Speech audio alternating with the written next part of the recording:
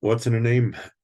Juliet asks Romeo. Now, Yaakov actually has two names. His name is Yaakov and Israel. It's interesting that the Gemara says that you're not allowed to call Abraham Abram, right? The first name he had. You're not allowed to call Sarah Sarai.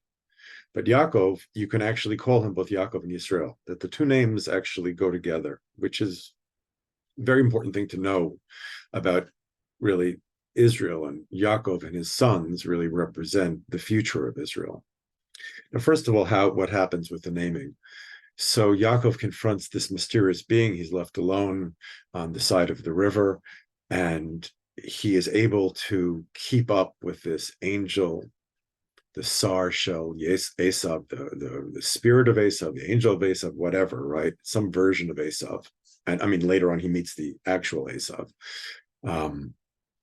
And he says, and Esav displaces his thigh bone or his hip, something about him. There's an injury. And afterwards, Yaakov, at the end of the story, limps off. The sun is rising, but he limps off kind of into history, meaning the wound that Esav causes him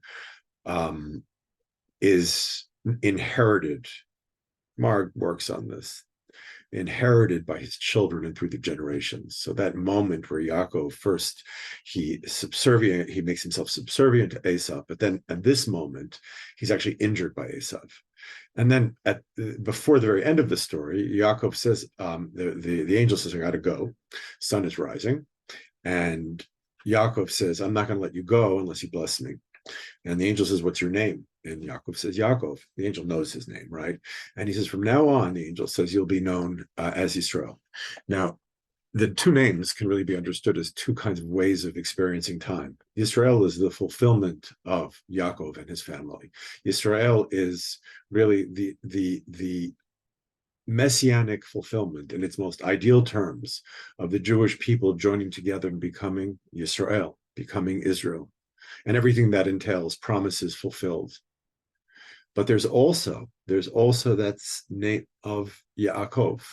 Yaakov again meant that kind of machinations or the manipulation. His name is now, Esav says, or the Sar says, Yisrael. He will be the one who is straight.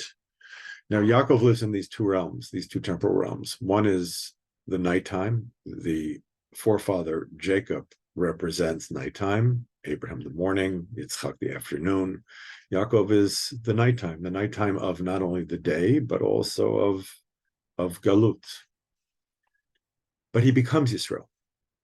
He becomes what he aspires to be. What's in a name? Yaakov aspires to be Israel. See the way it's used in afterwards, and you can see that the Torah pretty much goes the way I'm suggesting. When Yisrael is representing the future destiny of the people of Israel, then he's Yisrael. When he's scared, which he is a lot, especially in this parsha, he's Yaakov. But the interesting thing is that Yaakov does not get his name Yisrael until he is wounded, right? He doesn't get it at the time of his perfection, of his wholeness. He rather gets it at the time of his injury. And that's really important, that Yisrael, in our world, Yisrael always has to accommodate Yaakov. And Yaakov is imperfection. And we shouldn't strive for a perfection that is not appropriate to this world. And that really means, especially these days, to recognize your vulnerability. Why would you recognize your vulnerability? Doesn't that make you weaker? No, because the recognition of the vulnerability becomes a challenge to you. How can I overcome this? And that's what Yaakov is constantly doing, is overcoming his vulnerability. The wound is intrinsic to who Yaakov is. It's interesting also in the Odyssey, a lot of similarities between Yaakov and Odysseus. Odysseus is defined by a wound, a scar that he gets on his leg. And for Homer and other Greeks like Oedipus, man is the person who suffers. And Yaakov here is the ideal person who suffers. And why does he suffer? Because Yaakov lives in history. We should always remember that Yaakov gets the name of Yisrael after he's wounded, that remains part of his identity.